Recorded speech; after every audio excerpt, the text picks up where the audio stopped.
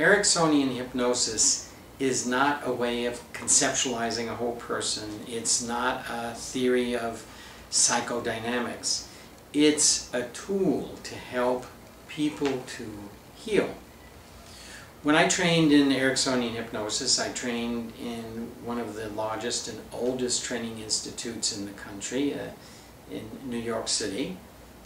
And after I finished my training, having had a therapeutic background and trained in many types of therapy, I really began to feel that it might have been the best training, but I wasn't well trained.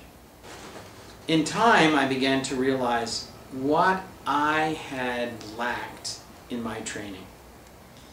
One of the things that was lacking was really experiencing all of the techniques. It's very nice to learn them intellectually. It's nice to do a simple exercise and to read about them. It's another thing that when, in addition to the didactic, and in addition to the intellectual, in addition to the discussions, you have to practice, and there's somebody there to help you feel and experience how it's working, whether it's working, why it's not working, and how to make the adjustments, and for me, why I need to make an adjustment.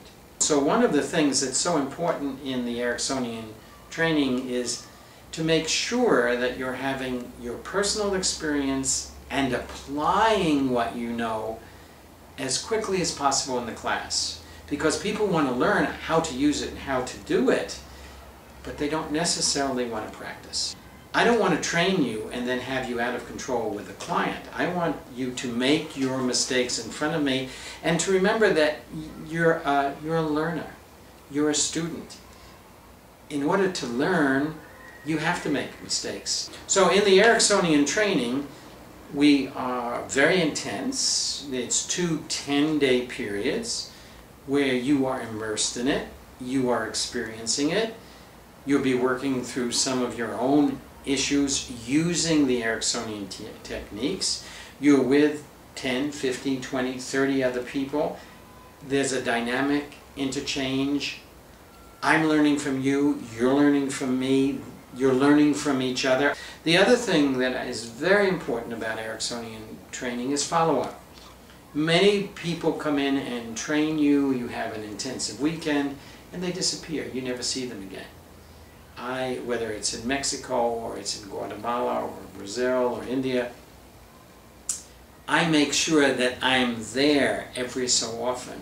I come back to help you with the continuity of applying what you've learned. You know, Erickson said you put into each session as much as the person puts in. If they put in 50%, you put in 50%.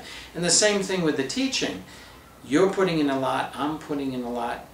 We both deserve the continuity. You know, I love the Buddhist philosophy that a great master is only a master when 3 of the master's students are greater than the master.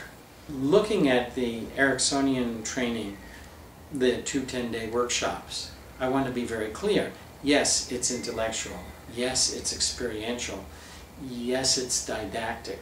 But more importantly, is that there is a philosophy, a way of setting up a context that is very carefully explained and experienced. It's the container.